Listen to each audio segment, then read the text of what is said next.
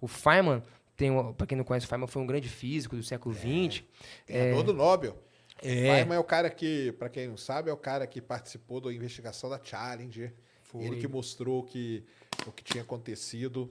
O Feynman que passou um tempo no Brasil, né? Foi, uns 11, 10 meses aqui. Aprendeu português, inclusive, sabe? Aprendeu português bem pra caramba e aprendeu a tocar frigideira. Tá, valeu. Aprendeu a tocar, ele tocava bongô. Bongô, E ele aprendeu a tocar aqui no Brasil frigideira. Frigideira? Que é aquele negócio de samba. Ah, foi. Não, ele foi num desfile de samba. Ele aprendeu ficou português, apaixonado, foi, cara. E ele tem uma história muito interessante, que até é da onde surgiu o Lectures in Physics, né? Que é o famosão, o livro dele, que são 3 volumes. Que foi quando ele voltou, os caras mandaram ele dar uma aula e ele falou, cara, não sei essa aula. E aí ele teve que... Ele foi um cara que deu meio uma revolução ali com as coisas dele, né? Sim. Ele deu uma coisa diferente. Sem dúvida, cara. Uma linha de aula totalmente disruptiva. Fora do padrão de todo mundo vir ensinar aquela... Tudo bem, Feynman é uma grande inspiração. Do prêmio Nobel, né? Mas tudo bem, mas ele foi um cara que quebrou. Mas eu acho que são habilidades diferentes. Sistema. O fato de ser ganhador do prêmio Nobel claro. é uma coisa. O fato de ele ser um excelente comunicador e professor é outra. E ele é um dos poucos caras que era bom nas duas coisas. E aqui eu acho que ele foi revolucionário. Aqui ele era genial e tal, mas aqui ele fez um negócio muito louco. Que, cara, vou dar umas aulas diferentes. Ele quebrou o sistema, né? Quebrou. Ele quebrou. Aí, tá vendo? Não, ele é uma grande inspiração. Inclusive, como eu te disse, o nosso curso de física chama Lições de Física. Inspiração no Lectures. Nos livros. Exatamente. Entendi. E eu citei o Feynman aqui, agora não lembro por quê. Eu sei que citou o Feynman ou foi que citei o Feynman? Você. Eu citei o Feynman? Agora, no Lições de Física, no Lectures on Physics, lembrei. No prefácio tem ele conta uma história lá sobre as lições, sobre o livro. Ele fala uma coisa muito interessante, que é a seguinte frase: o poder da educação, em geral, é pouco eficaz, exceto nas felizes ocasiões em que ele é quase supérfluo.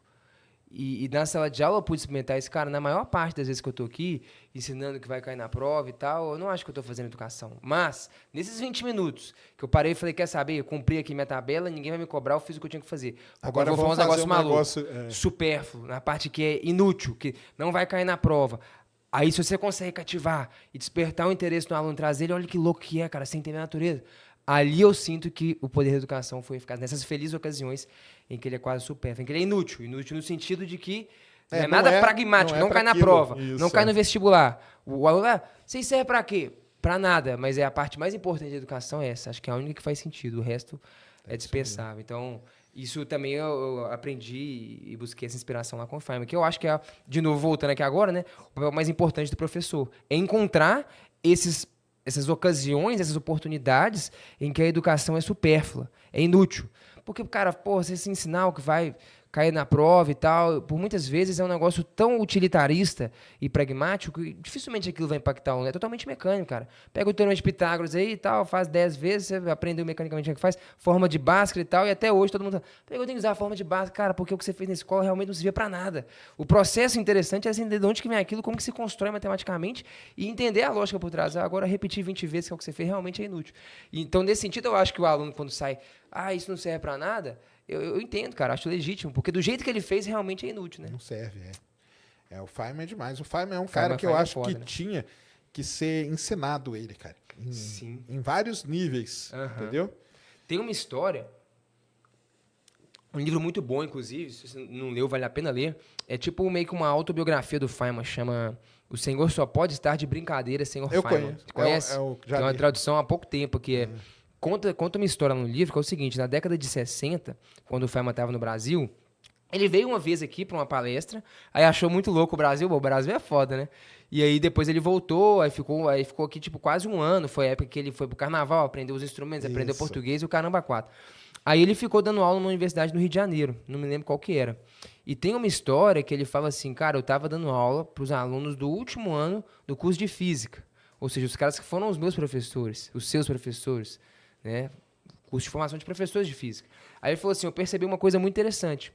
Se eu perguntasse, olha como que a parada é muito mais complexa, né? Os professores, os caras que nos ensinaram. Ele falou assim, se eu perguntasse para os caras uma coisa, de um jeito, eles me respondiam na ponta da língua. Mas se eu mudasse a forma como eu perguntava, eles já não sabiam de nada. Aí ele falou assim, eu perguntava para esse cara, o que é polarização? Aí todo mundo falava, pá, tintim por tintim, a palavra igual estava escrito no livro. totalmente memorizada, né? Aí eu perguntava, pô, legal, o que tá acontecendo ali fora? Ele mostrava ali, né, pela janela, então uma reflexão da luz ali no mar e tal. Era exatamente o forma da polarização. E todo mundo olhava e falava, não sei e tal.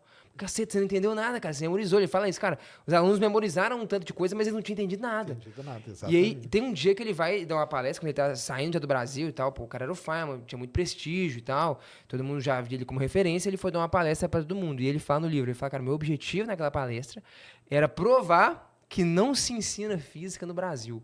Porra, olha que foda. Isso falando porque ele ensinava para os caras que foram os nossos professores, né? E aí ele vai e fala assim, e ele conta essa história, por exemplo, lá na palestra, fala, cara, isso não é física, a galera memoriza um tanto de coisa, reproduz, ninguém tá entendendo nada. Aí ele vai dar o exemplo, cara, então o sistema é muito falho, etc e tal, faz as críticas dele. Ele fala, mas tem 3 alunos aqui que fugiram a regra e tal, são caras que conseguiram entender, que sabiam criticar as coisas, que entenderam o processo. O sistema não é 100% falho, mas ele é péssimo. Aí disse que, no meio da palestra, um aluno levanta a mão e fala, ô, professor e tal, você me citou aí como exemplo, né? Mas, na verdade, eu vim da Alemanha, cara. Eu não me formei no sistema de ensino brasileiro, então eu não sirvo como exemplo. Aí um outro cara levanta a mão, não, eu me eduquei, na verdade, no período da guerra, que ele não teve aula, eu tive que estudar em casa sozinho. E um outro levanta a mão, ou seja, aí ele conclui a palestra falando, cara, os únicos caras que ele deu de exemplo de que fugiram a curva, né? Foram caras que falaram, não, mas eu não estava aqui, eu não me formei aqui, usei sozinho, usei na Alemanha. Aí o Feynman conclui falando, cara, eu sabia que o sistema era ruim, mas 100% é terrível. E, enfim, acho que isso talvez de algum jeito conclua nossa crítica aqui. Concordo muito com o Feynman, cara. Muito mesmo com ele. Feynman é demais. Leiam aí o Feynman, cara, quem nunca leu. O Feynman foi um cara que participou do Projeto Manhattan, né? Foi um cara muito E ele foda. foi o cara que descobriu a treta lá, né? Que deu problema na missão espacial, né? Sim, o componente foi ele lá. que descobriu o problema da Challenger. Ele já estava velhinho, né? Quando ele descobriu, mas foi ele que descobriu.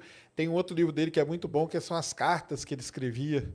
Pra esposa? Pra mãe. Pra mãe. Tal, é legal demais, cara. A história dele... O Feynman é uma figura incrível. Ele é uma grande referência em educação, além de ser um grande cientista físico, porque em educação. Ele tem umas coisas que a galera não vai saber, mas ele tem uns métodos de estudar, né, cara? Sim. Do Feynman, né? Uhum. Tem um método... Entra aí agora, aí, ó, você escreve aí, ó, método Feynman para você estudar.